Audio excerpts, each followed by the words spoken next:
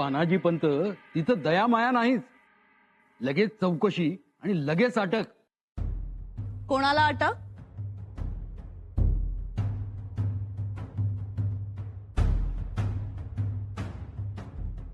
औरंगजेब बादशाह त्याच्या शहजाद्यानं थोडी बगावत करण्याची कोशिश केली तर त्यास लगेच अटक केली.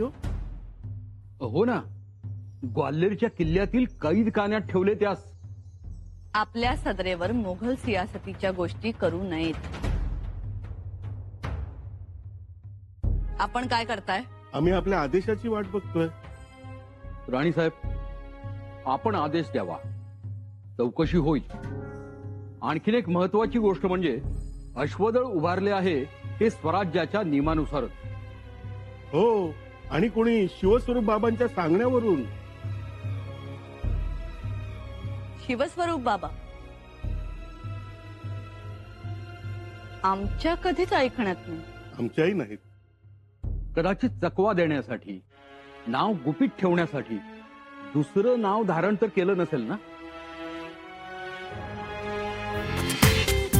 पूर्ण एपिसोड पहा झी5 वर. मुजरा राणी साहेब.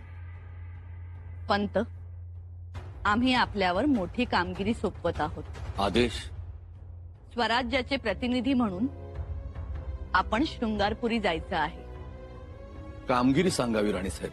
शृंगारपुरी जाऊन आपण चौकशी करावी. जरूर. पंत, चौकशी युवराज शंभूराजांची करायची आहे. युवराजांची चौकशी करावी लागेल. हल्ली शंभूराजेंचं वागणं ठीक वाटत नाही. ते श्रीमान रायगडाचे आदेश मानत नाहीत. खाली त्यांचा अवमान करतात. शिवाय महाराजांनी नियुक्त केलेल्या मंत्रिमंडळाशी सल्लामसलत न करता परस्पर निर्णय घेतात. या सर्व गोष्टींवर पायबंद असणं जरुरीचं असल्यामुळे पंत, त्या कामी आम्ही तुमची नियुक्ती करत आहोत. आपली आज्ञा शिरसावंद्य. आम्हाला तुमच्याकडून हीच अपेक्षा आहे. राहुजी पंत, आपण नेहमी स्वराज्यासाठी आपल्या परक्याचा विचार केला नाही. आपण ही चौकशी तटस्थपणे कराल याची खात्री आहे आम्हाला. याबद्दल आपण निश्चिंत असा. कुठेही कुचमण्याची, दबावाखाली येण्याची गरज नाही. नाही येणार. राणीसाहेब, आपला आदेश मोठा. आपल्या आदेशासमोर कोणीही मोठे नाही. अगदी युवराजही. बघा हो, राहुजी नानांनी यापूर्वी मोठ्या मोठ्या जोखीमा घेतल्या आहेत. सरनौबत प्रतापराव गुजरांसमवेत मोठा पराक्रम गाजवलाय. शहजाद्यास औरंगाबादेत शह दिला. लाडाच्या करंजातही मोठा पराक्रम केला. एवढंच नाही, महाराज आग्र्याला गेले तेव्हा मोठ्या खुबीनं रायगड सांभाळला होता त्यांनी. हो, महाराज आग्र्यात असताना आऊसाहेबांच्या मार्गदर्शनाखाली यांनी रांगणा घेतला होता. राहुजी पंत, आपला एकूणच वकूफ मोठा आहे.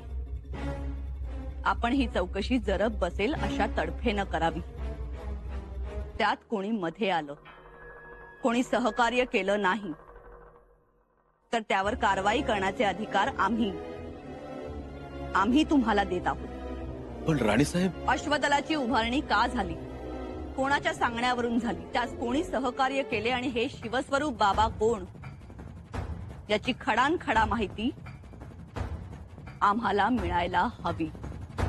शिष्योत्तमास अनेक शुभाशीर्वाद. आम्ही इच्छा प्रकट करतो आणि आपण ती पूर्णत्वास घेऊन जाता याचे कौतुक करावे तेवढे कमीच. आम्ही अश्वदळ उभं करा म्हणालो, आपण बघता बघता अश्वदळ उभं केलं. आता टाप ना कुणाची, जीन दीन होणे नाही. तुरंगास अर्थात अश्वास अश्वदळास उभारले. आनंद आनंद त्रिभुनी आनंद. आता तांबोळ्यास पान गिळणार नाही. गवताच्या पोटी गाय साठवली जाणार नाही. आनंद. परिसरात टापांचा बुलंद आवाज निनादतो. तो शिवशंभूंच्या डमरूचाच प्रतिध्वनी आहे असे वाटते. आता गुप्त उघड शत्रूचे भय राहणार नाही. तसेच छत्रपतींनी आपली कान उघडणी केली असा खलिता आपणास पोहोच झाला. परंतु त्यास महत्व देऊ नये.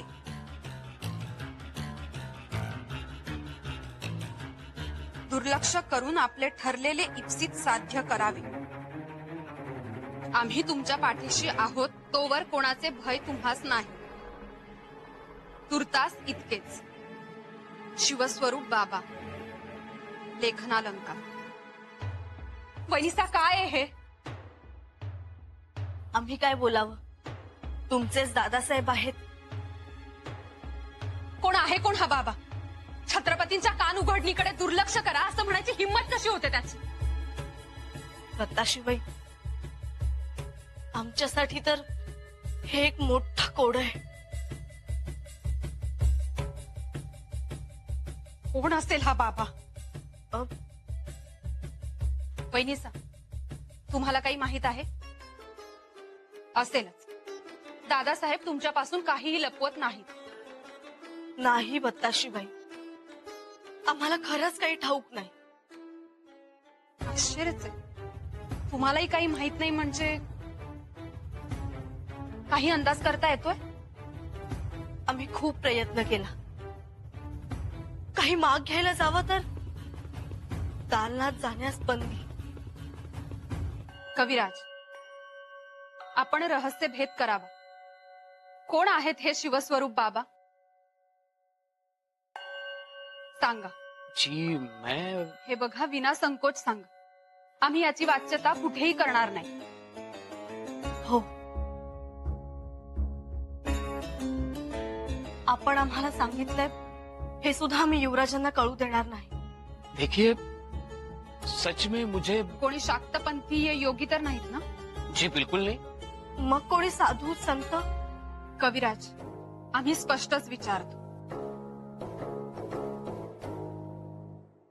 समर्थ रामदास स्वामी तर नाहीत ना?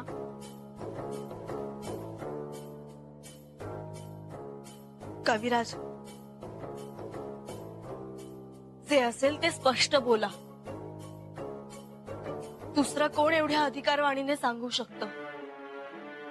सांगा. सत्य सांगायचं झालं तर मला नाही माहिती.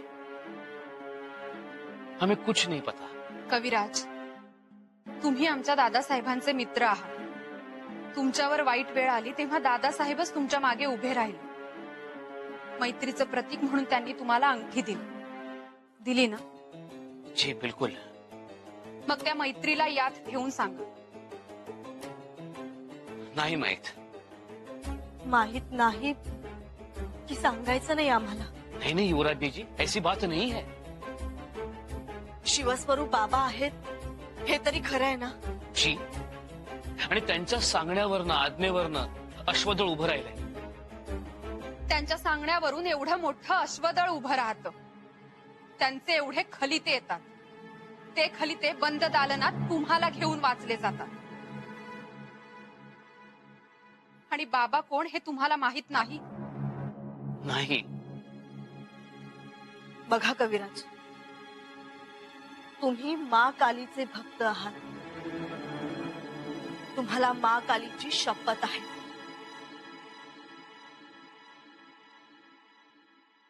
क्षमा कीजिए युवराज जी, लेकिन सच में हमें नहीं पता.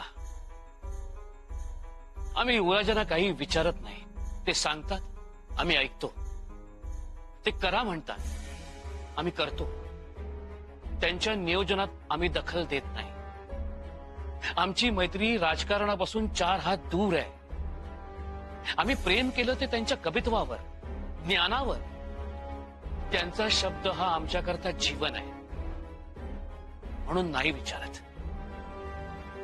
कविराज, अक्का साहेब, आप एक बात जान लीजिए. युवराज आणि कलशांच्या मैत्रीमध्ये एक चीज नाही. पूर्ण एपिसोड पहा झी5 वर.